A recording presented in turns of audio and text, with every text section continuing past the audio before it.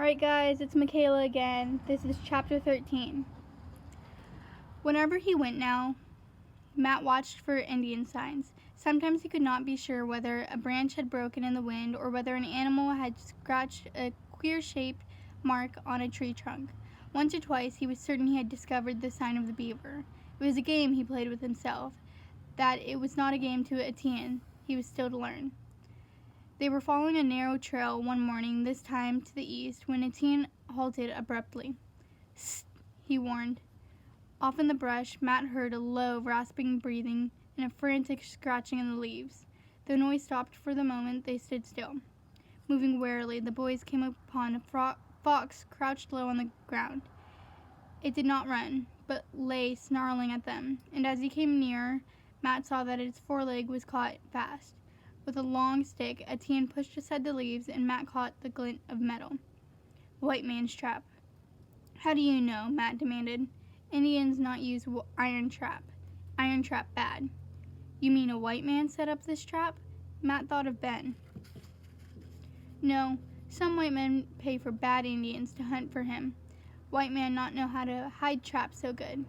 Etienne showed Matt how cleverly the trap had been hidden. The leaves in the earth mounted up like an animal burrow with two half-eaten fish heads concealed inside. The fox watched them, its teeth bared. The angry eyes made Matt uncomfortable. "We're in luck to find it first," he said, to cover his uneasiness. Etienne shook his head. "Not beaver hunting ground," he said. "Turtle clan hunt here." He pointed to a nearby tree. On the bark, Matt could just make out a crude scar that had a shape somewhat like a turtle.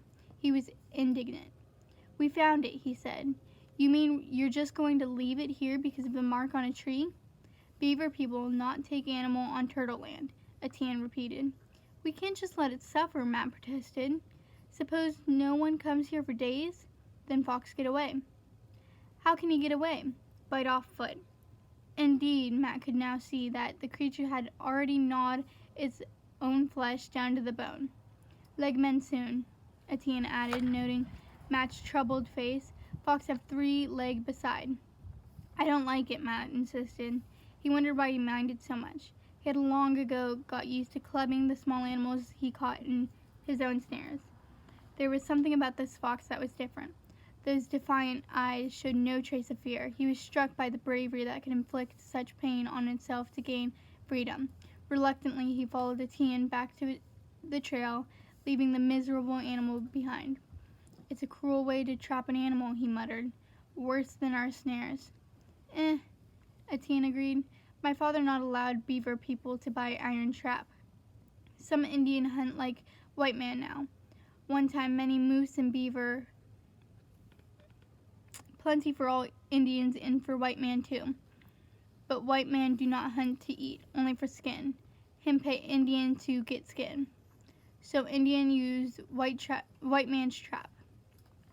Matt could not find an answer. Trapping besides Etienne, he was confused and angry as well. He couldn't understand the Indian code that left an animal to suffer just because of a mark on a tree. And he was fed up with Etienne's scorn for white men. It was ridiculous to think that he and Etienne could ever really be friends. Sometimes he wished he could never see Etienne again. Even at the same moment, he realized that this was not really true. Even though Etienne annoyed him, Matt was constantly goaded to keep trying to win this strange boy respect. He would lie awake in the night, staring up at the chinks of starlight in the cabin roof, making up stories in which he himself, not Etienne, was the hero. Sometimes he imagined how Etienne would be in some terrible danger and he, Matt, would be brave and calm and come swiftly to the rescue. He would kill a bear unaided, or a panther, or fend off a rattlesnake about to strike, or he would learn about an enemy band of Indians sneaking through the forest to attack the place where Etienne was sleeping, and he would run through the woods and give the alarm in time. In the morning he laughed at himself for this childish daydreaming. There was little chance he would ever be a hero, and little chance, too, that Etienne would ever need his help. Matt knew that the Indian boy came day after day only because his grandfather sent him. For some reason, the old man had taken pity upon this helpless white boy, and at the same time he had shrewdly grasped at the chance for his grandson to learn to read. If he suspected that Etienne had become the teacher instead, he would doubtless put a stop to the visits altogether. Matt knew he ought to feel grateful for Etienne's teaching. Every day Etienne taught him some new thing, a plant like an onion that he could drop into his cooking pot to make his stew more tasty, a weed with a small orange flower and a milky juice in its stem that took away the sting of insect bites or poison ivy, a plant with brownish flowers and roots now bearing a nut-like bulbs that thickened his stew and made it more nourishing. He had pointed out plants that Matt must never eat, no matter how hungry he might be. He had even shown Matt how to improvise a rain cape in a sudden rain by quickly punching a hole through the center of a wide strip of birch bark and making the cone of bark for his head. The only thing that Matt could teach him, Etienne was set against learning.